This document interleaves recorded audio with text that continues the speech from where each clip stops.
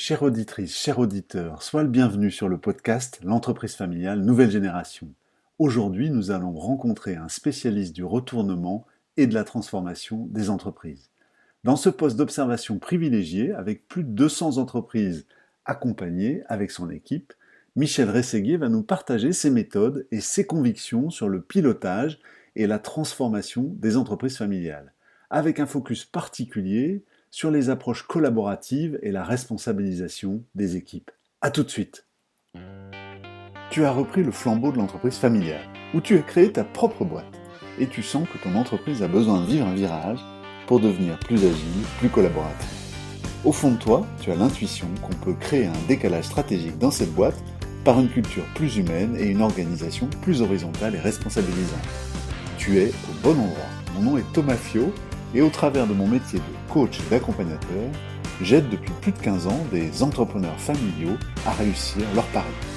Dans ce podcast, je t'aide à trouver de l'inspiration et des idées en te faisant rencontrer des dirigeants familiaux avec des expériences inspirantes et en te partageant des outils impactants pour faire pivoter ton entreprise. Mon intention, c'est que tu trouves ici des clés pour marquer ton empreinte sur ta boîte. Merci de ton écoute. Tu es prêt ? Allez, c'est parti. Salut à toi, auditrice, auditeur du podcast Entreprise familiale nouvelle génération.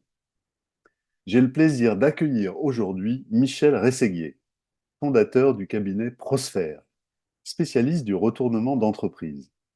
Michel et son équipe d'une douzaine de dirigeants ont accompagné depuis plus de 25 ans plus de 200 entreprises, dont un bon tiers d'entreprises familiales. Le retournement d'entreprise, c'est un peu comme un métier de médecin urgentiste qui accompagne son patient dans un moment critique, de grande fragilité, où le pronostic vital est bien souvent engagé. Ces entreprises ont besoin de vivre une transformation profonde et rapide, leur permettant de retrouver le chemin de la rentabilité et de la croissance. Bien sûr, Michel va nous en dire plus tout à l'heure. Alors pourquoi cette rencontre? En fait, cher auditeur, chère auditrice, j'ai deux intentions. Au travers de toutes les entreprises accompagnées, Michel a un poste d'observation privilégié sur les particularités, les spécificités, les zones de force et de fragilité fréquemment rencontrées dans les entreprises familiales. Et j'espère, cher auditeur, que tu pourras puiser dans son expérience des éclairages et des conseils utiles pour le pilotage de ton entreprise familiale. Ma deuxième intention, c'est qu'avec Michel, nous partageons des convictions très proches sur le pari de la confiance en entreprise. Prosphère a une approche particulière du retournement et de l'accompagnement d'entreprise. Et dans cet épisode, vous allez voir comment ils font appel aux forces vives de l'entreprise et invitent tous les collaborateurs à proposer des idées et à s'impliquer dans des groupes de travail. Pour être intervenu à plusieurs reprises à leur côté, j'ai été animateur et témoin de quelques-uns de ces temps forts où les collaborateurs sont invités à réfléchir à l'avenir de leur entreprise et à se saisir de tous les sujets qui pourraient en améliorer l'efficacité et la rentabilité. J'ai trouvé ça extrêmement inspirant. Car même dans les temps les plus difficiles, l'expérience de Prosper nous montre qu'il est possible de jouer la confiance avec les équipes. Michel va nous expliquer comment ça marche et à quelles conditions. Cher Michel, bienvenue sur le podcast Entreprise familiale nouvelle génération. J'ai tout plein de questions à explorer avec toi. Nous parlerons de ton métier, de ta vision des entreprises familiales, du pari de la confiance. On parlera des bonnes pratiques au moment de reprendre une entreprise et d'autres encore qui émergeront en chemin. Mais cher Michel, tout d'abord, qu'est-ce que tu souhaiterais ajouter pour permettre à nos auditeurs de te connaître un peu plus et de bien comprendre ton métier? Merci de cette introduction bienveillante. Ce que j'ajouterais, c'est que la moitié des entreprises que Prosper a accompagnées d'une façon ou d'une autre, très souvent effectivement en responsabilité, c'est-à-dire qu'il y a un mandat social de direction générale, par exemple, aux côtés du président actionnaire. Euh, la moitié des entreprises étaient effectivement des entreprises pour lesquelles le pronostic vital pouvait peut-être être engagé, effectivement, comme tu l'as dit il y a un instant. Et l'autre moitié, non. C'est-à-dire que la moitié des entreprises qui sont susceptibles de questionner profondément leur modèle économique et leur management système, et c'est notre valeur ajoutée, peuvent le faire tout simplement parce que il y a un projet d'acquisition d'une filiale, d'une nouvelle filiale, de croissance externe, de développement d'une nouvelle activité qui va déstabiliser le modèle historique.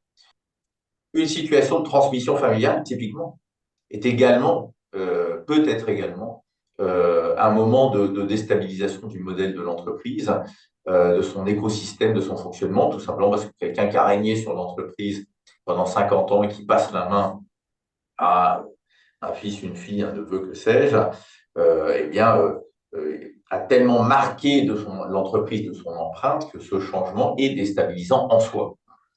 Donc voilà, donc il y a beaucoup d'autres situations. Peut-être la plus déstabilisante, même quand on est rentable, c'est la fusion entre deux entreprises. Voilà, ça c'est peut-être le plus compliqué en réalité. Ouais, ouais, tu fais bien de préciser. Tu vois, je pensais que Prosper était essentiellement axé sur des sujets de vraiment de redressement, de situation critique, et tu élargis tu montres que votre spectre est beaucoup plus large. Ouais. Est-ce qu'il y a d'autres choses que tu as envie de... Donc, je crois que c'est ça. Le deuxième remarque, peut-être en amont, c'est je me disais, les entreprises familiales, je crois qu'ici, et corrige-moi si, parce que c'est toi qui guides, corrige-moi si c'est pas ça, on parle plutôt des PME, c'est-à-dire que des grands groupes familiaux, finalement, se comportent un peu comme des entreprises anonymes cotées. Si je pense au Mullier, au Lagardère, au Bolloré, enfin, etc., il me semble que ce n'est pas de ce genre d'entreprise familiale dont tu parles, mais je me trompe peut-être. Écoute, C'est pas aujourd'hui, sans importance. Ma question n'est pas sans importance bien pour la suite. sûr, bien sûr, bien sûr. Alors, effectivement, aujourd'hui, dans les entreprises rencontrées, nous avons plutôt des entreprises, des PME ou des PMI. Mais demain, voilà, rien ne nous interdira d'aller à la rencontre d'entreprises familiales de plus grande taille, notamment certaines que j'ai l'occasion de côtoyer, effectivement le groupe Mullier, notamment Decathlon que je connais bien, Euh, et puis, euh, et puis le groupe Atlantique, par exemple, qui travaille dans le confort thermique et la fabrication de radiateurs, de systèmes de chauffage, de climatisation. Euh, Michel, la question que j'avais envie de te poser, c'est, tu fais ce métier depuis longtemps, euh, plus de 25 ans, peut-être même un peu plus, hein. Euh, Finalement, qu'est-ce qui t'a amené à rester aussi longtemps dans ce métier et qu'est-ce qui t'anime? Quel est le sens pour toi, là, voilà, je sais que tu fais ça avec beaucoup de cœur, beaucoup d'engagement, tu es un homme engagé. Au fond, c'est pas juste un job, hein, je sens chez toi. Qu'est-ce qui t'anime? Qu'est-ce qui t'a animé toutes ces années? Je crois qu'il y a deux choses. La première, au fond, c'est probablement que j'ai fait d'une de mes pathologies un métier.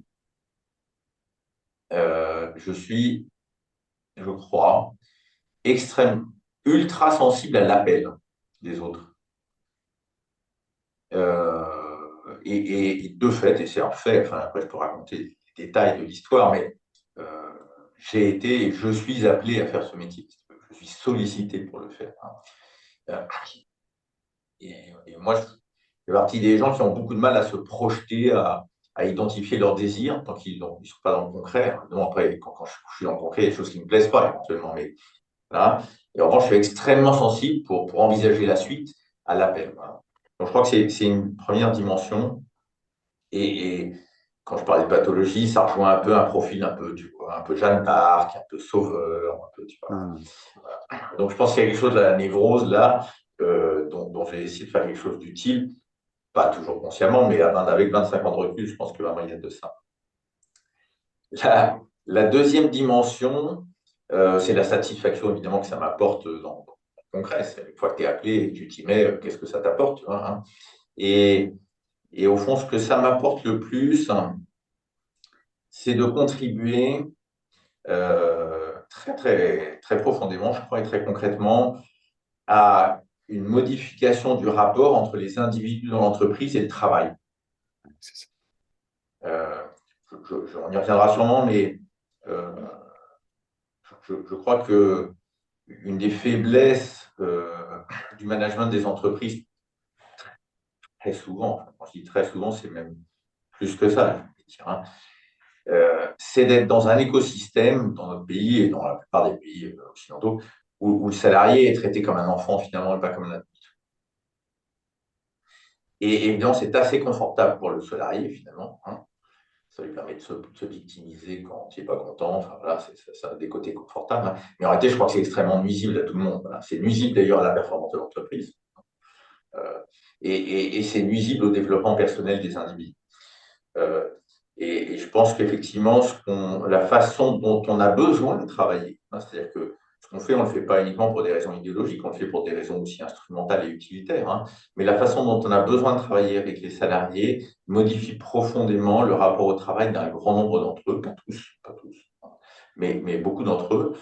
Et ça, c'est inscrit définitivement dans leur histoire. C'est-à-dire que si demain, ils sont obligés de changer d'entreprise, que leur entreprise se casse la gueule, qu'ils sont virés par notre successeur, enfin voilà, il peut se passer plein de choses, évidemment, dans la vie de quelqu'un, dans ses relations avec son entreprise et son employeur. Eh ben, ce rapport au travail qui aura été modifié, ça personne ne lui enlèvera définitivement, hein. Et Hmm. d'ailleurs, après notre passage, quand notre successeur, malheureusement, ça arrive, hein, ce n'est pas toujours le cas du tout, mais ça arrive, notre successeur revient à un management que je qualifie, moi, d'infantilisant, euh, il perd le meilleur. C'est-à-dire que les gens qui sont sortis de leur boîte n'y re-rentrent pas. Hmm. En tout cas, pas dans une société comme la nôtre où on peut quand même trouver un job ailleurs quand on n'est pas content, quoi. Hmm. Donc, Hmm. voilà. Donc ça c'est motivant et j'ai des témoignages en retour de salariés de tout niveau hiérarchique. Hmm. Alors, j'ai des témoignages dans les deux sens d'ailleurs. J'ai des témoignages parfois de salariés qui exerçaient une certaine forme de pouvoir avant notre arrivée et qui sont déçus d'avoir perdu. Mais j'ai des très beaux témoignages de salariés pour qui ce rapport au travail a profondément changé et ça a même changé parfois leur rapport aux autres dans leur vie privée. Je Bien me souviens sûr. d'un agent de maîtrise une fois qui, tu vois, c'est peut-être un des plus beaux témoignages que j'ai eu, qui m'a dit ça a changé mes rapports avec mon épouse et mes enfants. Ouais, ouais. Très, Ça, très c'est beau, hein. sympa. Très, très beau, hein. C'est pour ça qu'on fait ce métier, hein. Ouais, ouais. Ouais. C'est au fond, voilà, comment installer dans les organisations des rapports adulte-adulte, des rapports, bref, ouais. Ça me parle tellement, Michel. Alors, dis-moi, quand une famille actionnaire, hein, je vais me centrer sur les personnes auxquelles nous nous adressons, une famille d'actionnaires te confie ou confie à un de tes collaborateurs les rênes de l'entreprise. Je crois que c'est variable à durée, mais c'est peut-être 9 mois, peut-être moi, tu nous diras. Finalement, à quoi il peut s'attendre? Qu'est-ce qui va se passer? Est-ce qu'il y a des grandes étapes d'accompagnement qui se retrouvent un petit peu pour juste sentir un peu plus concrètement comment vous travaillez et puis quand il s'agit d'embarquer les équipes justement et de les appeler dans davantage de responsabilisation et d'implication dans l'entreprise, comment vous vous y prenez? Tu nous dirais qu'un petit peu? La durée de nos interventions dans les entreprises, j'ai l'habitude de dire, va de 6 mois à 6 ans. Pour être un peu plus précis, euh, 6 mois, c'est qu'il y a vraiment le feu, que l'incendie est profond et qu'il faut très très vite refinancer l'entreprise et que l'actionnaire en place n'a pas les moyens de le faire. Donc on est dans une situation extrêmement brûlante. Bon, ce n'est pas le cas, je pense, qui t'intéresse aujourd'hui. Mm. Pour transformer un modèle économique et un management système de façon ancrée, que le système ne revienne pas immédiatement à sa situation précédente, il nous faut entre 12 et 24 mois. L'intérêt d'avoir 24 mois, c'est que ça permet de le faire beaucoup plus en douceur, parce que quand tu transformes la culture d'une entreprise en 12 mois, il y a une certaine violence psychologique objective. Il n'y a pas de violence du tout, d'aucune forme, ni verbale, ni physique, ça va de soi. Mais la culture, c'est quelque chose d'important, quoi, hein. Et la façon dont les gens se représentent leur vie dans l'entreprise, ça doit bouger pour que l'entreprise soit performante et pérenne, qu'elle puisse durer, que les emplois de l'entreprise puissent être pérennes aussi. Et si on va vite, et parfois il faut aller vite, hein, parce que les conditions économiques de l'entreprise l'exigent, Mais si on va vite, évidemment, pour une partie des individus, pour une partie des salariés, ça peut être un moment un peu râpeux, un peu typique, quoi. Après, ils sont contents, hein. Je te le disais il y a un instant, après, on a des témoignages superbes, quoi, hein. Mais sur le coup, c'est quand même parfois un mauvais moment à passer, quoi. mm, Donc, 12 à 24 mois, c'est le bon repère. Alors, comment on s'y prend? En fait, je crois vraiment qu'il y a deux, enfin, il faut revenir à l'essentiel, pardon. Et après, il y a deux leviers principaux. L'essentiel, c'est la vocation de l'entreprise. C'est-à-dire la pérennité de l'entreprise, elle suppose que le collectif, la culture justement, alors ça commence par le dirigeant évidemment, mais c'est pas que lui, c'est toujours une collectivité qui se retrouve et qui se représente son utilité sociétale de façon la plus réaliste possible. mm. On ne peut jamais être absolument complet sur la vocation d'une personne, qu'elle soit physique ou morale d'ailleurs. Il faudrait, il y aurait, c'est que parce que le temps fait qu'elle bouge tout le temps. Mais on peut être resté souvent ancré dans une représentation de l'utilité sociétale de l'entreprise qui était extrêmement pertinente dans le passé et qui n'est plus tellement vrai aujourd'hui. Et le Qui est problème, devenu c'est que, obsolète, quoi. Mm, exactement, et mm, le problème, c'est que la vocation de l'entreprise, elle change lentement. Alors, en fait, ce qui fait, c'est qu'elle change lentement, puis de temps en temps, il y a un événement disruptif. Et d'ailleurs, tout le monde vient pointer l'événement disruptif comme le coupable, au fond, comme celui qui a déstabilisé l'entreprise. Mais c'est assez faux. Parce qu'il suffit de regarder les concurrents, par exemple, qui vivent le même événement disruptif et eux ne sont pas déstabilisés de la même façon. C'est l'histoire de mes cheveux qui blanchissent, si tu veux. Je me suis coiffé ce matin. Je n'ai pas observé que mes cheveux avaient blanchi. Bon, j'ai 62 ans pour ceux qui écoutent. Et donc, je suis à un âge où les cheveux blanchissent. Et donc, je n'ai pas observé que mes cheveux avaient blanchi. Et pourtant, ils ont un peu blanchi par rapport à hier. Et puis, je vais aller chez le coiffeur et il va m'enlever une couche de cheveux. Et je vais voir que les cheveux du dessous sont plus blancs que ceux du dessus à ce moment-là. Et souvent, dans l'entreprise, qu'est-ce qu'on fait? On dit, ah ben, c'est de la faute du coiffeur. C'est le coiffeur qui a fait blanchir mes cheveux. Et donc, c'est pas si facile parce qu'au quotidien, tu ne vois pas que tes cheveux blanchissent. Donc, ce que j'essaie de dire, c'est qu'au quotidien, l'entreprise ne voit pas que son environnement, tout son écosystème est en train de bouger. Parce que ça bouge très lentement. mm. Et puis, de temps en temps, il y a un événement disruptif, il y a un confinement contre le Covid, il y a tu vois. Et là, il y a une flambée des prix de matières premières dans mon secteur, il y a tout un événement disruptif. Et là, parce que je n'ai pas été attentif, en fait, à ces changements progressifs, alors mon entreprise est plus déstabilisée que celle de mes concurrents. Une fois que j'ai dit ça, quels sont les leviers pour retrouver, je dirais, le bon ajustement entre mon fonctionnement, le fonctionnement de l'entreprise et ce qu'en attend le monde extérieur. Je te dis, je suis sensible à l'appel, tu vois, je crois vraiment que c'est ça la clé, quoi. Hein. C'est qu'est-ce qu'attend le monde de cette entreprise? Qu'est-ce qui manquerait au monde si cette entreprise n'existait plus? Sachant que le monde continuera à tourner. Hein. Si moi, je n'existais plus, d'ailleurs, le monde tournerait aussi très bien. Mais il y a des gens à qui il manquerait un petit quelque chose. Et c'est quoi cette fine pointe de la raison d'être de cette entreprise? Et là, il y a deux leviers, je crois, pour bien identifier ça. Et pour se réajuster, il y a un levier analytique. Il faut mesurer beaucoup de choses. Je me méfie beaucoup euh, des subjectivités, des intuitions qui ne sont pas confirmées par des mesures. Je ne dis pas que la subjectivité et l'intuition sont inutiles, évidemment, hein. Mais je me méfie de... Parce qu'en fait, euh, si on ne mesure pas, on ne vérifie pas, qu'on ne se raconte pas, on ne se baratine pas soi-même, quoi. Donc, nous, on déploie systématiquement dans l'entreprise, on fait déployer aux salariés, on fait mettre en place par les salariés des outils de mesure de la rentabilité de tout ce qui est vendu.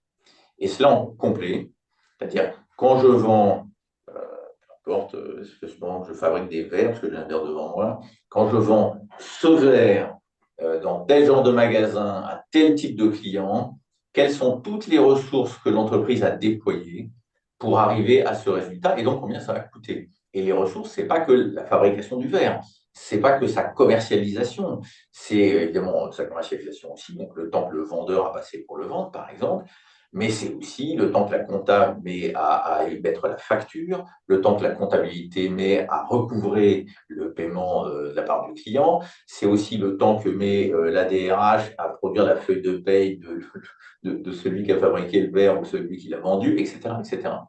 C'est aussi les mètres carrés de la salle de réunion où il a fallu se réunir pour discuter du prochain verre qu'on allait lancer sur le marché, etc., etc. Voilà. Donc ça, c'est un premier levier. Le deuxième levier, c'est de permettre aux salariés de régler eux-mêmes tous les petits dysfonctionnements, ou les gros d'ailleurs, dysfonctionnements, notamment les petits, mais pas que les petits, tous les dysfonctionnements qui les dérangent dans leur travail, sans avoir besoin de demander l'autorisation, d'en appeler à la hiérarchie, etc., etc. Donc pour ça, il y a des règles du jeu à mettre en place, comme n'importe quel jeu, j'ai envie de dire, voilà, n'importe quel fonctionnement collectif. Ça n'a rien de compliqué, ça n'a rien de rocket science, mais c'est assez exigeant. Ça s'appelle la subsidiarité. Ça consiste à faire descendre le pouvoir de décision le plus bas possible dans l'entreprise. Et, et finalement, je dirais, le premier point que j'ai évoqué, c'est-à-dire l'effort de mesure analytique, il est plus compliqué intellectuellement, mais il n'est pas rocket science, il est à la portée de n'importe quelle entreprise. Et il est psychologiquement plus facile à vivre, quoique ça révèle souvent que certaines croyances dans l'entreprise étaient fausses. Eh oui. Tu me La racontais subsidiarité, tu me racontais un exemple il y a très longtemps, hein, enfin, je sais plus si c'était toi ou un de tes associés, que je sais plus quelle entreprise pensait que sa cliente avait 20 ans et achetait des bijoux. Et, et en fait, au fond, la cliente, bah, aujourd'hui, elle avait 40 ans et c'était plus. En fait, voilà, on s'était raconté on était resté sur une image du passé. C'est un peu cet exemple-là, ou un peu dans c'est cette un très bon histoire. exemple, c'est le cas d'Agatha dont tu Ouais, parles. ouais, Agatha a été créée en 1974 et a été ciblée sur les adolescents de BCBG de l'époque. Alors, on va dire des années 80, le temps que l'entreprise s'installe un peu. L'adolescent de BCBG, qui a donc 15 ans en 1980, elle a 50 ans en 2015. Quoi. Hein, je n'ai pas fait le calcul, ça doit ouais, être ça. ouais. Et en fait, d'année en année, c'est l'histoire du cheveu blanc. Tout doucement, l'entreprise, le marketing de l'entreprise, et donc toute l'entreprise, est resté concentré sur les attentes de cette même cliente. Ça aurait pu être efficace, hein. Il faut simplement se reposer la question régulièrement. En l'espèce, ça ne marchait plus. Pourquoi? Parce que la cliente de 50 ans, qui avait été une adolescente BCBG, elle avait un rapport aux bijoux qui avait complètement changé par rapport à ses 15 ans.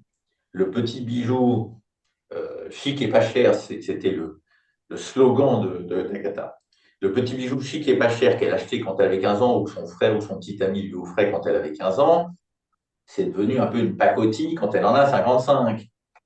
Une fois, c'est plutôt un milieu aisé.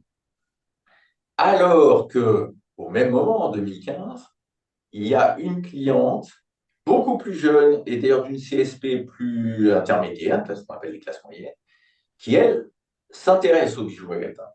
Mais les collections qu'Agatha fait 2 fois par an ne s'intéressent pas à elle, mais s'intéressent à sa cliente. Et tu vois, la cliente, c'est typiquement l'histoire de mes cheveux blancs. La cliente avait 15 ans, puis 16 ans, puis 17 ans, puis 18 ans, puis 19 ans, puis C'est 45 ça, ans, puis 46 ans, etc. Tu c'est ça. vois? Et donc, il n'y a pas l'événement disruptif. Et donc, tu ne te remets jamais en question. Ouais. Parce qu'effectivement, entre 15 et 16, ou entre 25 et 26, ou entre 35 et 36 ans, il n'y a pas vraiment de changement chez la cliente. Mais au bout de 50 ans, au bout de 40 ans plutôt, il y a un énorme changement. Les cheveux sont plus gris, quoi, hein, Les cheveux sont blancs. C'est ça. Bien sûr, C'est exactement ça. bien sûr. Et donc, c'est pas facile à voir, hein. Moi, je comprends bien que les gens qui sont dans l'entreprise de manière pérenne, et c'est chouette ça, hein, par ailleurs, ça a beaucoup d'avantages, évidemment, ne voient pas si facilement ces changements qui se font très lentement. J'ai beaucoup de respect pour ça, hein. Hmm. Le problème, c'est de s'outiller pour réussir à le voir. Hmm. Donc deux leviers. Un premier levier qui consiste à actualiser d'une certaine manière la raison d'être de l'entreprise, mais sa raison d'être concrète, opérationnelle, quoi. Hein, vous avez une approche particulière de la raison d'être, il me semble. Et puis ensuite, Le chiffre, la raison d'être, elle est chiffrée, la raison et d'être. c'est ça, c'est Voilà. d'aller Elle est regarder, pas, de la elle est pas passer intérêt, c'est ça, de, elle est pas de, qu'émotionnelle. de la passer au filtre du réel, quoi. Hein, c'est ça. Et puis d'aller permettre en deuxième levier aux salariés de se saisir et de régler eux-mêmes tous les petits dysfonctionnements qui les empêchent de bien faire leur boulot ou qui font perdre du temps. Et le premier travail de mesure, c'est des salariés qui le font aussi. Et c'est très, très important. Que ça ne vienne pas être plaqué par des gens externes, quoi. C'est pas moi en tant que dirigeant, évidemment, ou co-dirigeant, ou un cabinet de consultants qui vient faire ça, quoi. C'est les salariés, à ma demande, évidemment, parce que j'interviens dans l'entreprise, qui viennent mesurer et revérifier tout. Et du coup, c'est bien eux qui découvrent une nouvelle image de leur entreprise. Voilà. Ce n'est pas des slides qui leur sont projetés en leur expliquant comment ils devraient faire, quoi, parce que ça ne marche pas, quoi. Enfin, ça peut marcher, mais ça met 10 ans. Enfin, voilà. Et l'intérêt de la subsidiarité, c'est aussi ça, c'est que l'entreprise peut pivoter beaucoup plus rapidement parce que c'est les salariés qui décident finalement. Enfin, la décision, elle s'impose, mais qui font tout le travail de compréhension de où en est leur entreprise vraiment en détail. Et du coup, après, la décision, elle s'impose en réalité. Il faut un chef à un moment pour la prononcer, mais au fond, la décision, elle s'impose. C'est-à-dire que l'entreprise, elle est ce qu'elle est aujourd'hui, ici et maintenant, comme moi, je suis ici et maintenant ce que je suis. Bon, enfin, une fois que je l'ai analysé. Mais l'intérêt de la subsidiarité, c'est aussi ça. C'est pas seulement de faire plaisir aux gens, et moi, je crois que c'est très important de leur faire plaisir, hein, mais c'est pas seulement ça. C'est honnêtement instrumental aussi. C'est-à-dire que ça permet aussi à l'entreprise, en fait, de s'adapter infiniment plus rapidement. Hum, Beaucoup plus résiliente, beaucoup plus adaptative. Exactement. Donc, tu nous dirais juste un ou deux mots de plus sur comment concrètement vous vous y prenez comment pour les impliquer, pour les aider à se saisir de tous ces sujets, de- Alors, on crée on installe des règles du jeu, tout simplement, hein. Donc, la règle du jeu, c'est que, on va rentrer un peu plus en détail, effectivement, euh, n'importe quel employé peut se saisir de n'importe quel sujet, même si ce n'est pas dans son périmètre de fonction officielle, et il peut prendre n'importe quelle décision. En revanche, il doit respecter absolument un certain processus. Donc, l'autorité, je dirais, hiérarchique s'exerce en imposant le processus et non pas en imposant la conclusion, non pas en imposant la décision. La décision, c'est le salarié qui la prend, il prend celle qu'il veut. Mais en revanche, il y a un processus à respecter. Ce processus, c'est de consulter ses collègues, de consulter tous les départements de l'entreprise ou des représentants de tous les départements de l'entreprise. C'est de mesurer l'impact de la décision, cash et sur le compte de résultat. Je peux prendre la décision que je veux, mais je dois savoir quelles conséquences elles vont avoir. Et c'est pour ça qu'il faut que je consulte mes collègues, parce que souvent mes collègues de proximité, ceux qui sont dans le même open space que moi, ben, je les connais bien, et donc je peux discuter avec eux, y compris à la machine à café. Mais les collègues d'un autre bâtiment, voire d'un autre site, sur lesquels ma décision peut avoir un impact, il faut Hmm. absolument que je prenne conscience. Tu vois, je peux avoir la très bonne intention de réduire les stocks, ce qui est très bon pour la trésorerie de l'entreprise. Mais si ensuite les commerciaux vendent, évidemment, on ne peut pas livrer les clients parce qu'on n'a plus de stock, et ben finalement, cette décision, elle n'était pas que bonne. Voilà. Donc, et voilà. Mhm. Et donc, le gestionnaire de stock, il n'est pas toujours en lien avec le commercial ou avec, tu vois, hein. Moi, je me souviens comme ça d'un produit dans une entreprise qui vendait du matériel de laboratoire, euh, qui était très rentable en marge brute et très déficitaire en coût complet, parce que on l'achetait à un très bon prix par paquet de 100 et on le revendait à un très bon prix de vente, donc il y a une bonne marge brute, par paquet de 4. Et sauf qu'il y avait 4 mecs en permanence, 4 magasiniers dans l'entrepôt qui repackageaient les produits et que l'entrepôt était considéré dans les soi-disant frais fixes. Or, évidemment, le chef de produit, en plus, c'est un métier très scientifique, le chef de produit qui est un ingénieur, il n'allait jamais discuter avec les magasiniers de la rentabilité du produit. Et c'est normal d'ailleurs. Je veux dire que les magasiniers déjeunaient ensemble et les ingénieurs déjeunaient ensemble. C'est la vraie vie, ils ne font pas semblant. Tu vois. Mais, et a fortiori, ils ne discutaient pas business entre eux, quoi, même quand ils étaient ensemble, et ça ne les empêchait pas de s'entraider et de bien s'aimer. Mais voilà, ces populations-là discutent pas ensemble. Donc la règle du jeu, c'est que je dois absolument consulter mes collègues, je dois absolument mesurer l'impact de ma Mm. décision, et moyennant quoi je peux prendre la décision que je veux. Alors, au début, euh, souvent les salariés viennent interroger leur management après avoir fait ça, évidemment, hein, en disant bon, ben, est-ce que j'ai bien respecté le processus, est-ce que je suis dans les clous, quoi, hein. Bon, parce que c'est comme tout, il faut apprendre à le pratiquer.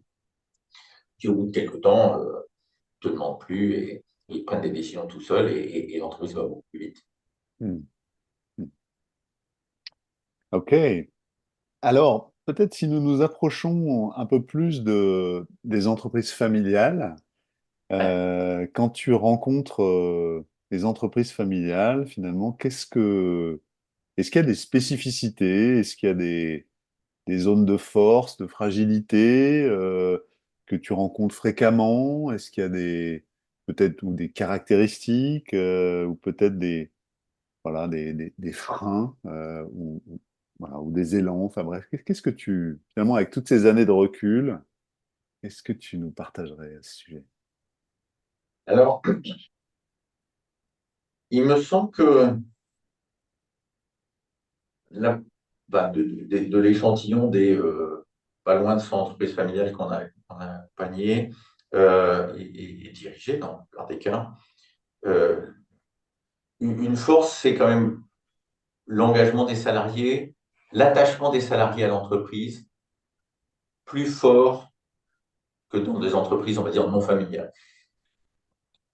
Ça, je crois que c'est quand même une vraie réalité. Euh, L'actionnariat familial crée chez les salariés un sentiment d'appartenance au deuxième cercle de la famille, quelque part. Ouais, mais oui. C'est comme ça qu'il faut le dire. Et donc, il y a un attachement à l'entreprise et donc une capacité de mobilisation qui est très forte. Et peut-être à l'autre bout du spectre, les entreprises où l'engagement est le plus faible, en fait, assez bizarrement, c'est les startups. Et pourtant, on pourrait penser le contraire, hein, mais je trouve que c'est souvent ça. Ça, c'est la force. Enfin, il me semble, hein, c'est vraiment une force en tous les cas, c'est une force assez dominante. La faiblesse dominante, le mot qui me venait en me levant ce matin, tu vois, en pensant qu'on allait se parler, euh, c'est celui de la consanguinité. C'est peut-être un mot un peu dur. Je suis désolé si c'est un peu dur, mais c'est le mot qui m'est vraiment venu. Euh, C'est-à-dire la confusion, au fond. La confusion entre déjà l'actionnariat et le management. Il n'est pas gênant du tout que la même personne soit actionnaire et dirigeante. Ce n'est pas un problème. En revanche, c'est un problème si, dans les actes, dans les paroles, les deux fonctions sont confondues. C'est comme si c'est pas gênant qu'un propriétaire d'appartement habite son appartement. Il y a des gens qui font ça, sa maison, voilà, c'est normal. Mais c'est pas la même chose d'occuper un appartement et puis de gérer un actif, un patrimoine. Et donc un jour, cet appartement, je vais le vendre, ou peut-être le donner à mes enfants, enfin, j'en sais rien. Et ça, c'est une dimension patrimoniale. Et donc la confusion entre le rôle du propriétaire et le rôle du... Et on voit bien qu'un appartement, il peut appartenir à un propriétaire et être loué à quelqu'un d'autre. Ça peut être la même personne, mais ça peut ne pas être la même personne. Et là, voilà. Dans les familles, souvent, elle se perd un peu dans une confusion entre ces deux rôles. Et c'est extrêmement gênant pour la performance de l'entreprise parce que les salariés ne distinguent plus ce qui relève de la pérennité des activités. Et ça, c'est leur responsabilité collective, mais c'est leur responsabilité avec le dirigeant. Et ce qui relève de la valorisation des actifs du Hmm. patrimoine de l'actionnaire, qui est la responsabilité de l'actionnaire, qui est une autre responsabilité, tout à fait respectable. Si j'ai une voiture, j'en prends soin. Si j'ai un appartement, j'en prends soin. Si j'ai une entreprise, je suis un actif, j'en prends soin. Ce n'est pas la question. Mais C'est pas la même chose d'assurer l'avenir des activités et des emplois, ce qui est la responsabilité première, et c'est la loi, hein, c'est la loi dans tous les pays du monde, c'est la responsabilité première du dirigeant, et puis de prendre soin de mon actif pour le valoriser, peut-être pour le revendre, peut-être pour le donner à mes enfants, c'est pas la même mission, c'est pas le même portefeuille, c'est pas la même poche. Hmm. Et cette confusion-là, elle est extrêmement nuisible. Et il m'est arrivé très souvent de demander à un actionnaire de ne plus venir dans l'entreprise, y compris un actionnaire familial, quand il n'était pas dirigeant, évidemment. S'il est Ah oui, dirigeant, il est très important qu'il soit là en tant que dirigeant, c'est pas négociable. sûr. Mais s'il est actionnaire non dirigeant, c'est souvent important parce que sinon les salariés ont l'impression qu'il y a une espèce de poche profonde, là, en plus qui est leur famille à eux un peu, hein, parce que je disais, ils font partie du deuxième cercle, hein, et donc il leur doit des choses, un peu comme un enfant peut réclamer des choses à ses parents, quoi. Et ça, c'est pas vrai. C'est factuellement pas vrai. C'est juridiquement pas vrai. C'est pas la loi. D'accord. Et donc, ça déresponsabilise les salariés. Et l'autre effet de cette consanguinité, c'est, parce qu'on vient d'évoquer tout à l'heure, c'est que si on n'est que dans l'entre-soi, il n'y a personne pour te dire attention, tes cheveux sont quand même en train de blanchir, là, est-ce que tu t'en occupes? Alors, on dirait, en fait, il n'y a pas besoin de s'occuper de ces cheveux qui blanchissent, c'est pas très grave. Mais il faudrait trouver un autre exemple, mais je n'ai pas l'intention de me teindre les cheveux pour être franc. Mais, voilà. Il n'y a personne pour porter un regard un peu différent, un peu nouveau. Et de ce point de vue-là, le plus ennuyeux, le pire, c'est les conseils d'administration composés des membres de la famille. C'est ça. Je vais peut-être choquer beaucoup de nos auditeurs et j'en suis Hein, désolé, hein, hein. mais je crois que c'est catastrophique. Voilà, c'est Très catastrophique. important ce Et que tu moi, dis. je me souviens, dans une entreprise, alors du coup, que je ne citerai pas pour des raisons évidentes, on avait pris, il y avait deux héritiers, une sœur et un frère, et c'est la sœur donc, qui a hérité de l'entreprise, son frère a monté une autre entreprise.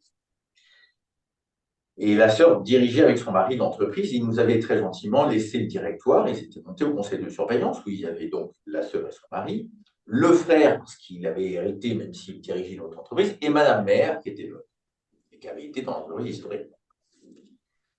Et un jour, moi, j'étais en route avec le frère et je lui dis, j'ai du mal à expliquer à ta mère et à ta sœur et à ton beau-frère un certain nombre de choses. Je vois que toi, tu l'entends mieux que eux parce que tu es dans une autre entreprise, donc tu as un regard un peu externe. Tu vois. Il faudrait que tu m'aides pendant les conseils de surveillance. Hein. Et il me répond très gentiment, écoute Michel, je ne vais pas pourrir le poulet frit du dimanche chez maman. Ah, vache. Et je comprends. Ça n'est pas, enfin, ce qu'il me dit humainement, je le comprends. Qu'il essaie de préserver la relation avec sa mère et sa sœur et son beau-frère pendant qu'il mange un poulet frit le dimanche. Et ça avec un peu d'humour, évidemment. C'est très respectable. Mais du coup, il n'est pas juste qu'il soit au conseil de surveillance. Et la maman, il n'est pas juste qu'elle y soit, alors que peut-être elle est encore nue propriétaire, ou usufruitière, plutôt usufruitière, ou voilà, qu'elle est encore dans le dispositif. Pourquoi? Parce qu'elle a rayé sur l'entreprise il y a 50 ans, ou il y a 40 ans, ou il y a 30 ans. Mais entre-temps, les cheveux de l'entreprise ont blanchi, entre-temps, le monde a changé. Et elle ne le sait pas parce qu'elle ne le vit plus. Donc ce qu'elle a, ça a de la valeur, mais c'est des souvenirs d'anciens combattants. Ça a de la valeur, mais ça n'a pas une valeur qui permet à l'entreprise de préparer son avenir. On n'y peut rien. J'ai 62 ans. Quand je vais m'arrêter de travailler, quelques années après, mon expérience, elle commencera à se périmer. Hmm. Elle aura eu toute sa valeur, toute sa beauté, c'est pas la question. Mais elle ne correspondra plus tout à fait à ce que vivent les gens qui, eux, sont encore dans des entreprises. Et chaque année, un peu moins. C'est comme ça, Hmm. enfin, c'est juste une réalité Hmm. objective. Je, je, ben, je dois réapprendre à changer les couches de mes petits-enfants, c'est pas très compliqué. Hein, parce qu'entre-temps, ben, je n'ai pas changé de couche pendant 20 ans. Quoi. Bon, voilà. Donc, voilà, donc une des faiblesses d'entreprise familiale, c'est cette confusion du coup entre les rôles, entre la famille et le patrimoine, entre la famille et la pérennité de l'entreprise. Et en plus, les salariés se fondent dans cette confusion, puisque finalement, et je le disais, le côté positif, c'est leur attachement, mais le côté négatif, c'est que du coup, ils ne questionnent pas non plus Hmm. les croyances du collectif. Hmm. du coup, je crois que c'est très important ce que tu partages pour nos auditeurs. Ça veut dire que tu prônes la mixité au sein notamment de la gouvernance, conseil d'administration ou conseil de surveillance, de très vite mettre des administrateurs indépendants, de mettre un regard extérieur. Tu en dirais quoi? Moi, je pense qu'il faut mettre dans son, alors on l'appelle le comité stratégique, le conseil d'administration, Hmm, le conseil de surveillance, ça n'a hmm, aucune importance. Il n'a pas forcément même un pouvoir de décision, c'est pas très important. De toute façon, ça ne décide pas grand-chose à la conseil d'administration, donc c'est pas grave. Euh, en revanche, il faut mettre des personnalités qualifiées, comme on dit, c'est-à-dire des gens qui apportent des regards variés, éventuellement qui viennent pour certains, alors qui ne sont pas de la famille, ça c'est sûr, ça vraiment là-dessus je hmm, suis formel, qui pour certains ne connaissent même pas du tout le secteur d'activité dans hmm, lequel intervient l'entreprise. Parce que comme ça, ils n'ont pas d'idée préconçue, tu vois. Donc, c'est pas, ça peut être utile d'avoir une personne qui vient du même secteur, tu vois, mais d'autres personnes qui viennent d'autres secteurs d'activité, du coup, qui vont avoir un regard candide, un regard complètement neuf, quoi, sur l'entreprise, qui vont poser des questions idiotes, qui vont faire des remarques idiotes, mais parmi ces remarques idiotes, il y en aura qui seront salvatrices, quoi. Et puis, je crois qu'il faut oser vraiment prendre des gens euh, euh, qui, dans une dimension de leur personne, sont de haut niveau. hmm. Alors, ça peut être des gens qui sont de haut niveau parce qu'ils sont pas d'une très grande profondeur spirituelle. Pas. Je connais des prieurs d'abbaye qui sont membres de conseil d'administration. Ah oui, intéressant. Ouais, ok. J'ai pas cette Ça peut être des expérience. gens de très haut niveau intellectuel, donc peut-être Ouais, humainement moins riches, mais qui apportent une capacité de réflexion, d'analyse, voilà, qui percute très très vite. Il faut prendre des gens plus meilleurs que soi, quoi. Il faut s'entourer de gens plus forts que soi. ouais. Je crois que c'est vraiment une règle, d'ailleurs c'est une règle de vie, mais c'est surtout dans ces moments-là, c'est particulièrement important. Et c'est pas dangereux, parce qu'encore une fois, soit le conseil en question, il n'a pas de pouvoir, il est juste à la volonté du dirigeant, et c'est très bien, soit il a du pouvoir, mais de toute façon, quel est le pouvoir d'un conseil? Le seul pouvoir d'un conseil, en vrai, c'est de débarquer le dirigeant. Hmm. Il n'y a pas d'autre. De fixer sa rémunération, peut-être, C'est la rémunération, ce qui des revient trucs à le ça. débarquer ou pas. Ouais, Ça ouais, revient au ouais, même. ouais. Ça revient au même en réalité, parce que s'il fixe une rémunération qui ne lui convient pas, il va partir. Donc bon, voilà. Donc tu vois, en fait, ton seul pouvoir, tu veux lui refuser son budget, bah, il fera ce qu'il veut, hein. Et s'il ne le fait pas, parce que tu lui imposes un budget, il ne le fait pas, il se passe quoi? Hmm, Tu vois? Donc bah, tu peux le virer. Donc en fait, hmm, le seul pouvoir d'un organe de gouvernance, quand il a un pouvoir, ce qui n'est pas toujours le cas, c'est de virer le dirigeant. hmm, Donc, donc n'ayons pas peur de mettre des gens très forts, hmm. voilà, qui nous dérangent, qui nous déstabilisent, voilà, qui sont plus forts que soi, quoi. Je crois que ça attend beaucoup. Et sur les thématiques d'expertise, sur tu vois, je me dis, est-ce que, par exemple, si en tant que familial, je sais que mon entreprise va avoir un défi autour de je dis n'importe quoi, de la digitalisation. Je ne sais pas encore comment, je n'ai pas les compétences pour, mais je vais faire venir un gars ou une experte ou voilà, quelqu'un qui a comme tu dis, une profondeur, une expérience dans ce domaine-là. Est-ce qu'il y a est-ce qu'il y a des thématiques qui reviennent ou c'est singulier à chaque entreprise? Est-ce que, Oui, c'est ça. Je pense que c'est ça, chez l'entreprise, mais effectivement, c'est bien de diversifier les expertises. hmm, Alors, quelqu'un qui est très puissant en finance, et puis un autre qui, effectivement, qui a une grande expérience de la digitalisation des entreprises, comme l'exemple que tu viens de prendre. Quelqu'un qui est très puissant dans le marketing agroalimentaire, parce que mon entreprise est dans le secteur hmm, agroalimentaire, mais qui n'est pas directement concurrent, évidemment, hein, hmm, voilà. hmm.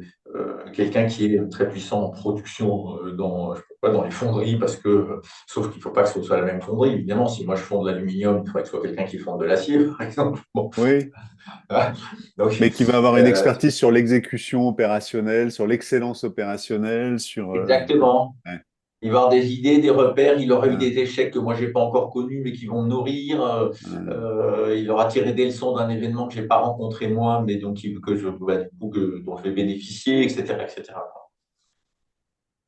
Passionnant. Si tu avais quelques, je sais pas, deux, trois conseils à donner à un jeune repreneur familial, voilà, qui reprend la boîte, qui a à cœur de renforcer la robustesse de son entreprise, je sais pas, est-ce qu'il y a des signaux faibles à observer très vite? Est-ce qu'il y a des erreurs à éviter? Est-ce qu'il y a deux, trois leviers immédiats sur lesquels agir? Comment tu... Qu'est-ce que tu lui dirais? Alors, des signaux faibles, je donne, je donne, je suis régulièrement sollicité pour former des conseils d'administration sur les signaux faibles, justement, donc il y en a pas mal.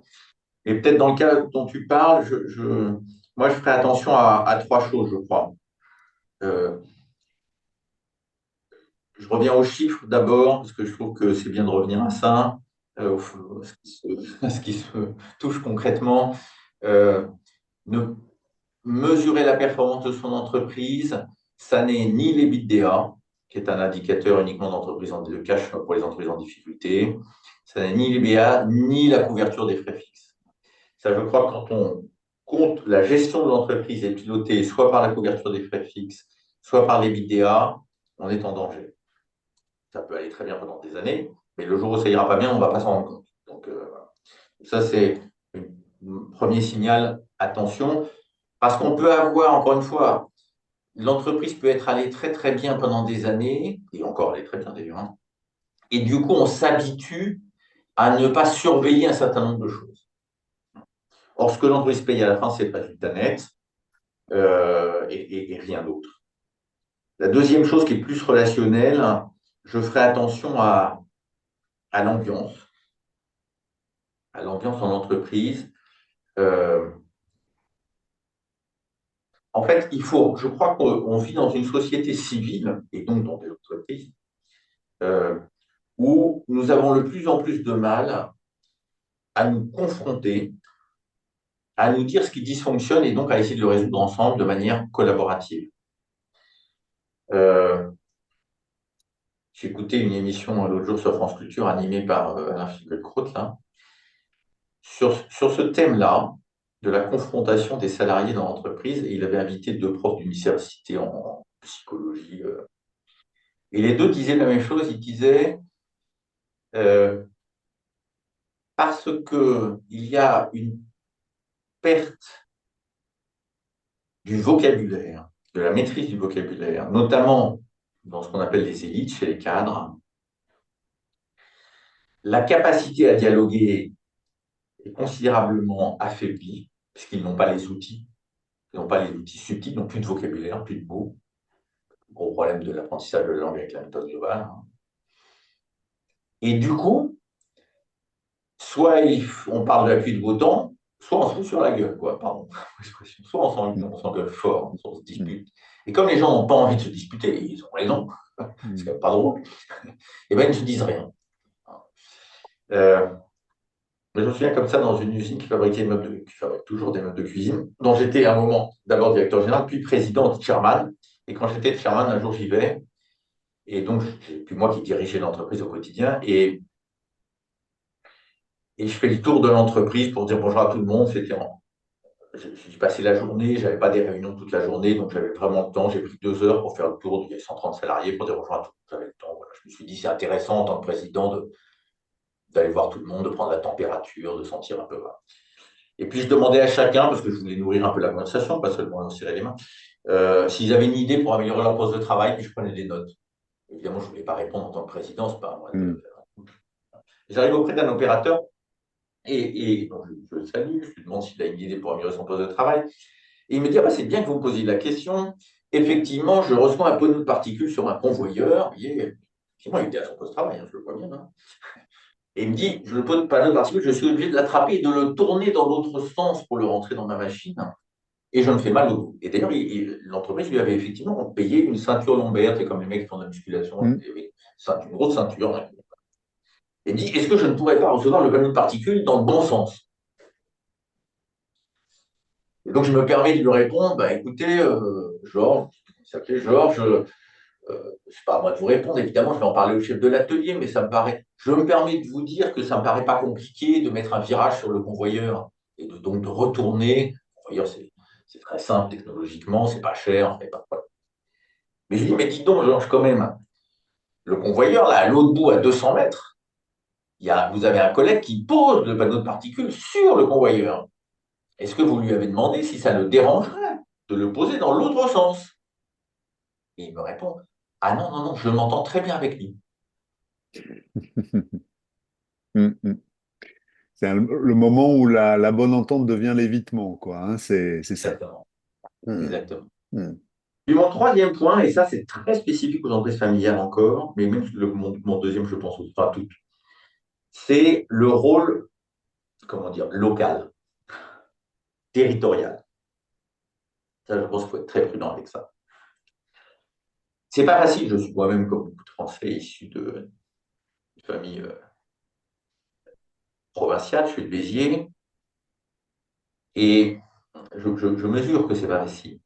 Euh, Quand on est dirigeant et a fortiori propriétaire d'une entreprise qui, dans un territoire, joue un rôle très important sur l'emploi, Hmm. en faveur de l'emploi, euh, est capable de subventionner un peu le club de football des enfants de l'école, que sais-je, la paroisse, enfin, bon, etc.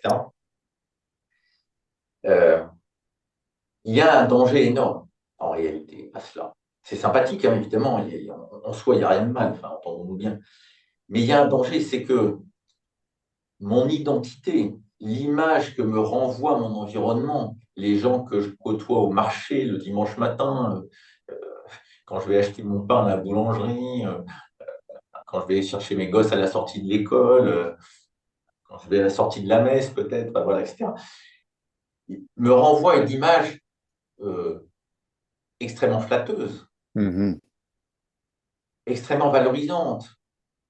Euh, Ça vient, et c'est très agréable évidemment, et puis en plus je rends service au territoire.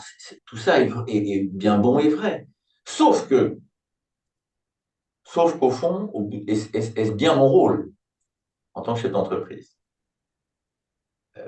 Est-ce que c'est pas le rôle du maire, du député, etc. Et, et donc, si je passe par la commune, par exemple, pour subventionner, c'est pas pareil que si je subventionne en direct le petit club, le club de football, tu vois. Et ça, c'est important parce que lorsque l'entreprise ensuite vit des transformations, par exemple, qu'elle fusionne avec une autre entreprise qui est sur un autre territoire, ou elle achète une filiale qui est sur un autre territoire, etc. Eh bien, ce besoin enfin, que ça vient nourrir chez moi identitaire en tant que dirigeant, hein, euh, m'aveugle quelque part sur la façon dont je devrais traiter équitablement Hmm. l'autre entité sur l'autre territoire. Mhm.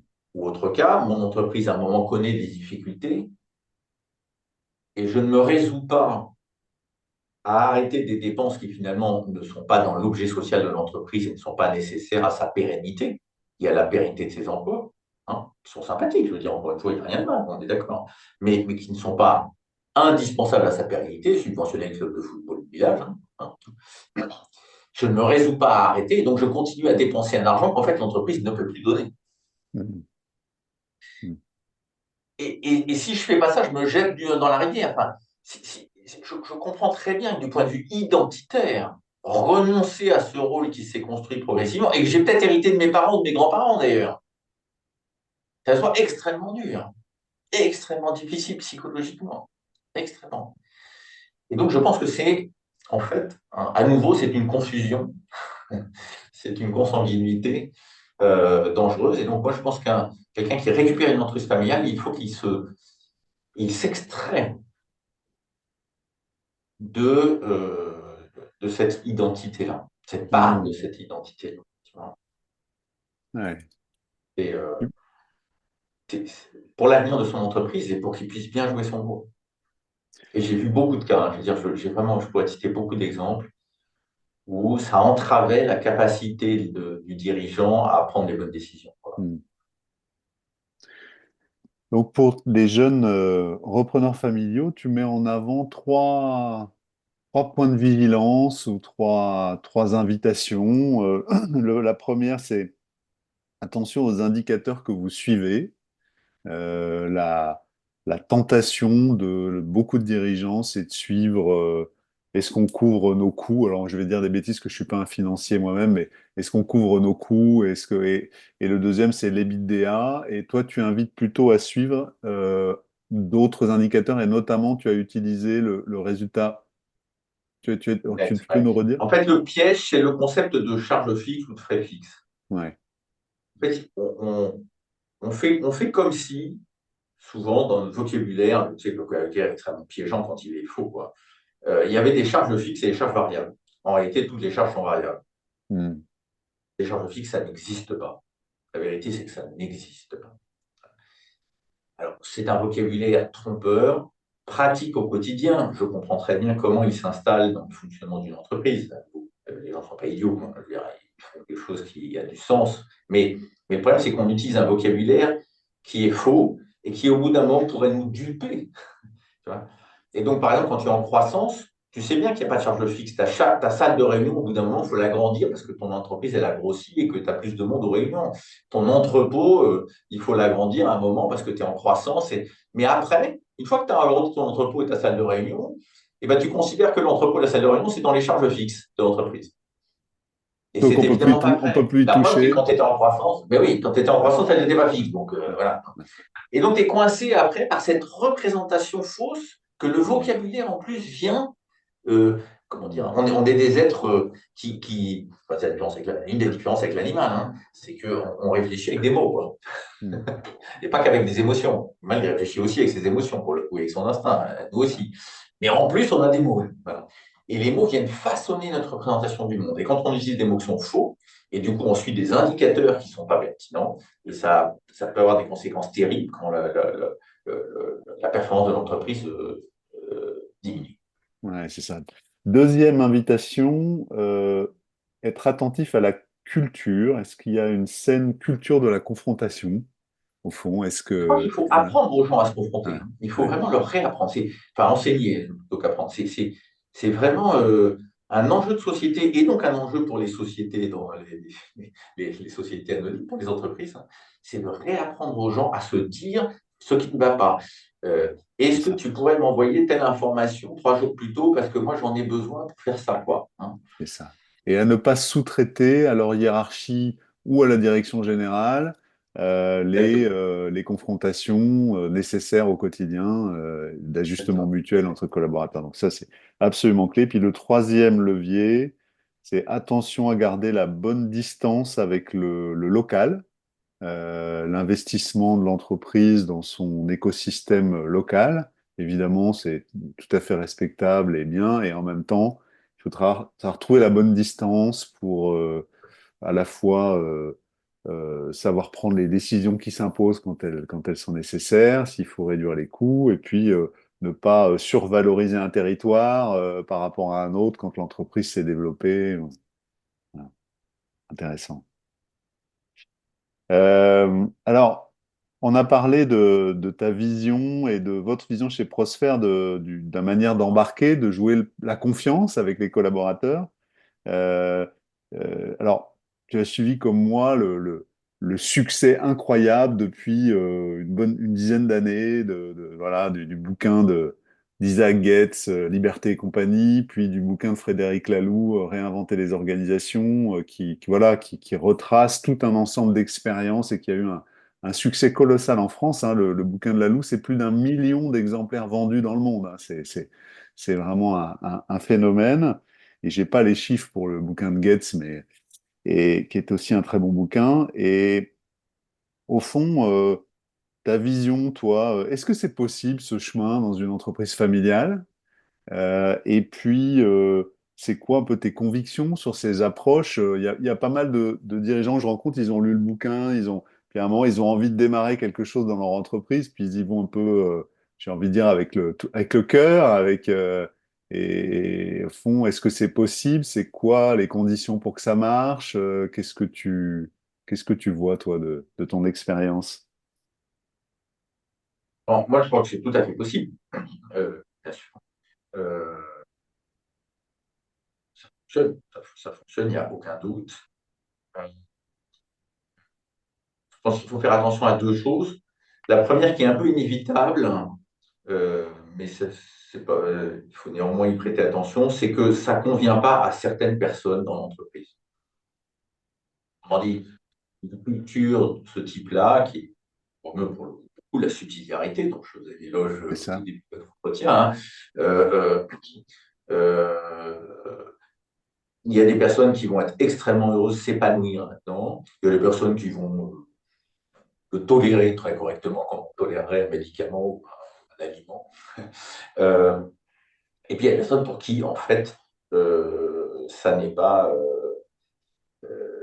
Support- viable, j'ai envie de dire. supportable. Voilà. Donc voilà. Donc, bah, c'est la vraie vie. Quand une collectivité change de culture, c'est pas une entreprise, c'est pas une famille, hein, justement. Et donc, c'est pas choquant qu'éventuellement certaines personnes doivent quitter l'entreprise parce que la culture ne leur convient plus en soi. Mais donc, il y a quand même une attention à prêter à cela. Je veux dire, c'est des individus, ils sont un peu en difficulté face à un changement qu'ils n'ont pas demandé, hein, qu'ils n'ont pas souhaité. Et donc, il faut les accompagner dans la mesure du possible. Voilà. Il faut qu'ils Mm. partent, hein, il n'y a pas d'autre solution. Mais si on peut prendre soin d'eux, quand même, c'est quand même important. Et puis, l'autre chose, c'est que, à nouveau, je crois qu'il ne faut pas être dans la confusion, c'est-à-dire que euh,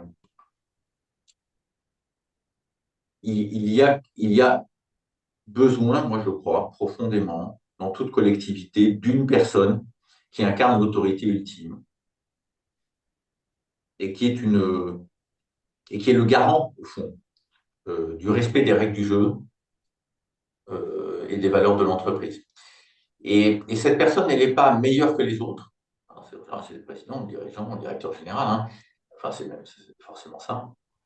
Euh, Elle n'est pas plus adaptée que les autres à jouer ce rôle, éventuellement. C'est pas, le pape n'est pas forcément le plus saint des catholiques, n'est-ce pas, des chrétiens, mais il y a besoin d'un pape, quoi. Il y a besoin d'un abbé dans l'abbaye, il y a besoin, il y a besoin de quelqu'un qui soit le garant. Et il me semble que l'écosystème de l'entreprise, interne à l'entreprise, devient très sain, et ça y est, quand bah, cette personne qui a des faiblesses comme tout le monde, de temps en temps est interpellée par ses collaborateurs parce qu'elle-même n'a pas respecté les valeurs dont elle est censée garantir le respect par l'ensemble du corps social. Tu vois. C'est-à-dire que moi, ça m'est arrivé il n'y a pas très longtemps, c'est très chouette ça. Dans une entreprise que j'ai le plaisir de présider depuis longtemps, euh, mon directeur général, à qui je parle 2 fois par semaine, me dit dans un de nos échanges, je voudrais rattacher tel service à tel département parce que le processus lambda serait beaucoup plus efficace, ça tournerait beaucoup mieux, etc. Donc on échange et subsidiarité oblige. Moi, je l'aide à réfléchir, mais au fond, je considère que c'est sa décision. Donc si je ne vois rien d'anormal, je le fais réfléchir et puis je lui dis, bah, écoute, je ne vois pas de difficulté. Et puis il me rappelle le lendemain, il me dit, j'ai annoncé le changement de rattachement, je me suis pris un tollé dans l'entreprise. Un tollé, non pas parce que ma décision est mauvaise, mais parce que j'ai oublié de consulter Ah oui. les gens impliqués. Mm. Et ils m'ont dit, mais Stéphane, tu ne respectes pas toi-même la règle du jeu dont tu es le garant. Mm. En même temps, c'est très sain que ça ait pu se nommer. Ouais. Excellent, mais c'est excellent, c'est ce que je lui ai Mm. dit. Je lui ai dit, Mm. mais c'est parfait. Et d'ailleurs, associe-moi à ton omission. Je n'ai pas pensé à te dire qu'on avait oublié de consulter les personnes concernées. Donc, je suis aussi coupable que toi. Je veux dire, annule ta décision, repose l'objectif. Et là, en tant qu'autorité, tu as un objectif qui est d'améliorer un processus. Donc, tu n'es pas dans le comment, tu es dans le pourquoi. Et pourquoi en 2 mots d'ailleurs. Pour faire quoi? Quand tu dis, moi j'ai un enjeu en tant que patron, j'estime que notre performance à tel endroit est insuffisante pour assurer l'avenir de l'entreprise, donc il faut améliorer tel processus. Et là, tu exerces ton autorité complètement légitime. Et laisse-les, donne-leur un délai, parce qu'il n'y a pas de raison non plus que ça se noie dans l'éternité, hein, et laisse-les décider du comment pour atteindre cet objectif, quoi. Et ce qu'il a fait, ça s'est très bien passé, quoi. Mais Mm. je me suis dit, là, on a gagné en maturité, quoi. Mm. Là, l'entreprise a passé un cran parce qu'on n'est plus en train de leur enseigner comment faire. Nous qui sommes garants du système, ils nous prennent en flagrant délit, et c'est inévitable, et pas meilleur qu'eux, hein, profondément. Ils nous prennent en flagrant délit de non-respect de la règle du jeu, et ils nous interprètent. Voilà. Donc voilà, moi, ce que je crois, c'est qu'il faut qu'il y ait une autorité. Euh, je pense que, euh, d'ailleurs, il y a toute une théorie là-dessus, hein, je suis assez sensible à la théorie selon laquelle la démocratie ne fonctionne que quand il y a beaucoup d'argent et de plus en plus tous les ans, et que les démocraties ont du mal à fonctionner quand on est en période de récession. Il y a toute une théorie là-dessus, qui dit la démocratie grecque, historique, etc. Je pense que c'est pas idiot. Et donc, je pense que voilà, quand le gâteau ne fait que grossir tous les ans, finalement, la démocratie elle peut pas fonctionner quand le gâteau grossit. Or, l'entreprise, elle vit par des moments où ça va bien et des moments où ça va moins bien. Et c'est comme ça, c'est la vraie vie. Hein. Tantôt, on est malade et puis on se soigne et puis ça va mieux et puis on revit une période agréable. Voilà. Hmm. Et donc, je pense qu'il faut se méfier. Il faut qu'il y ait quelqu'un qui exerce parfaitement l'autorité. Et ça suppose que cette personne, elle assume une certaine distance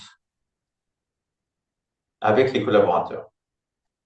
Et parfois, c'est frustrant pour le dirigeant familial qui, à nouveau, on est dans la confusion, tu vois, qui a envie d'être le copain de ses collaborateurs et qui vient, alors même qu'il a un train de vie très différent et très plus agréable, enfin, en tout cas matériellement, hein, sa vie peut être malheureuse, mais matériellement plus important que ses collaborateurs, etc., qui se comporte comme si tout le monde était copain, etc. Et je crois que ça, c'est assez malsain, ça crée de la confusion. Après, quand tu viens dire à quelqu'un qui ne fait pas bien son travail, il ne comprend pas parce que tu es son copain. Et donc, au fond, c'est beaucoup plus dur à entendre de la part de ton copain que de la part de ton patron. Alors là aussi, on est face à un problème de société hein, qui rejoint euh, toute la notion d'éducation bienveillante, le rôle des parents par rapport aux enfants, etc. etc. quoi. Mais je crois que c'est un piège, ça. C'est un piège dans les entreprises familiales. Je pense que moi, je parle plutôt d'entreprises responsabilisées qu'entreprises libérées. Hmm, bien sûr, bien sûr. Hein. Je pense que, les témoignages qu'Isa Getz a collectés et les théories que Frédéric Laloux développe sont parfaitement fonctionne parfaitement dans les entreprises et notamment dans les entreprises familiales. Ça fonctionne très bien, mais sans tout mélanger et en gardant cette distance entre celui qui exerce l'autorité ultime, qui a un rôle très particulier dans la collectivité, et puis les autres. Quoi. Voilà. Il ne Hmm. faut pas être bisounours. Quoi. Ah ouais, ouais. Ah, tu mets en avant trois critères, hein, j'ai envie de les souligner parce que je les trouve passionnants. Quand on se lance dans ce type de parcours, de devenir une entreprise responsabilisée, moi je dis responsabilisante, voilà, mais au fond, tout le monde ne rentre pas dedans et quelquefois certaines personnes ont besoin de partir. Et il faut accepter ça, sortir d'une sorte d'illusion que ça va le faire parce qu'on veut le bien des gens, tout le monde va vous accueillir avec la bouche en cœur et vous faire des papouilles et vous remercier tous les jours. Non, non, il y a tout un ensemble de collaborateurs qui le vivent pas bien et ça fait partie du chemin. Moi, j'ai même tendance à dire que, et je vois pour certains dirigeants que euh, quand ces personnes qui se sentent mal dans ce type de culture sont à un poste d'encadrement élevé, ça peut même être franchement problématique. Et leur place dans l'entreprise peut être questionnable assez tôt parce qu'ils peuvent vraiment être des obstacles forts à l'avancée et à la bascule de l'entreprise. Et puis, tu nous dis, il y a besoin d'un garant. Effectivement, le rôle du dirigeant, de celui qui habite l'autorité finale est très particulier. Et donc, il y a une verticalité dans ce type de démarche. Et peut-être qu'elle est verticale, pas sur le quoi, mais sur les processus et la culture, au fond, hein, et voilà, les processus collaboratifs et l'exemplarité. Et aussi savoir être un dirigeant qui se laisse travailler, qui se laisse, voilà, qui sait accueillir la, la, la confrontation, la saine confrontation, qui est exemplaire là-dessus. Et puis, tu nous dis une troisième chose qui pourrait même être un piège particulier aux entreprises familiales, c'est que ce garant sache avoir la bonne distance. Il peut y avoir une tentation, au fond, chez certains leaders humanistes, au fond, d'avoir envie, et d'ailleurs pas qu'humaniste, chez toute personne humaine, d'avoir un grand besoin d'être aimé. Si ce type de besoin est une des raisons d'aller vers ce type de démarche, alors c'est une erreur, parce que là, c'est le showstrap et le risque de plus garder la bonne distance, de vouloir faire copain, alors qu'au fond, ce rôle de dirigeant, il y a une forme de distance inhérente à ce rôle, au fond. Hein. C'est ce que tu nous dis, qui est au fond, qui est je sais pas comment on pourrait dire, incompressible, insoluble. Hein. Il y a à consentir, quoi, je serai jamais le copain de mes salariés, la copine de mes salariés, parce que, ben, un, j'ai pas le niveau on n'a pas le même, on n'a pas la même, on n'a pas le même niveau de vie, et puis deux, j'ai un rôle particulier qui attire tout un tas de projections et de choses et qui fait que j'ai besoin de garder une distance. Est-ce qu'il y a d'autres choses, Michel, que tu as envie de... Pardon. J'aime bien la façon dont tu reformules. Je dis souvent aux cadres, aux managers dans les entreprises que j'accompagne, je leur dis effectivement, votre rôle n'est pas d'être aimé de vos collaborateurs. Et alors, pour qu'ils mémorisent, et ils mémorisent très bien, je leur dis, pas plus qu'en tant que parent, votre rôle n'est d'être aimé de vos enfants. Ouais. Et alors ça les choque beaucoup, et comme ça les choque beaucoup, ils mémorisent très très bien. Et je le pense sincèrement. Évidemment qu'on a tous envie d'être aimé de ses enfants quand on a des enfants. Le premier fait 4 enfants, hein. Mais, mais mon rôle de père n'est pas d'être aimé des enfants, et je dois donc risquer régulièrement la relation pour jouer correctement mon rôle. Hmm. Et je pense que si c'est vrai pour un père, c'est a fortiori vrai pour un cadre. La relation est différente, hein, beaucoup moins inconditionnelle. Et en leur disant ça, je vois bien qu'ils m'en reparlent 10 ans après. C'est-à-dire que ça marque les esprits énormément. Hmm. Hmm. Passionnant, passionnant. J'aurais tellement d'autres questions, mais on approche de la fin de notre épisode. J'ai notamment, je sais que vous avez une approche très particulière sur la transparence, sur la communication, hein. Tu as des partis pris très forts qui ont été très apprenants pour moi dans la manière d'être très cash avec les collaborateurs, en fait, hein, et que ça fait partie de la responsabilisation de les aider à regarder le réel et même la brutalité du réel et à interpeller chacun sur sa responsabilité dans ce qu'est devenu l'entreprise. Et, et ça pourrait faire même l'objet d'un épisode en soi, mais bref, voilà, c'est un vrai sujet. Non, mais puisque tu parles de communication, on peut rajouter cela à la responsabilisation et au traitement des salariés comme des adultes. Je dirais une fois sur deux dans les entreprises dans lesquelles j'arrive, on me parle de la nécessité de rassurer les salariés. Ouais, c'est ça, Ça, c'est un combat, quoi. Il ne c'est ça. s'agit pas de rassurer les salariés. Il ne s'agit pas non plus de les affoler. Il s'agit de ne pas les manipuler.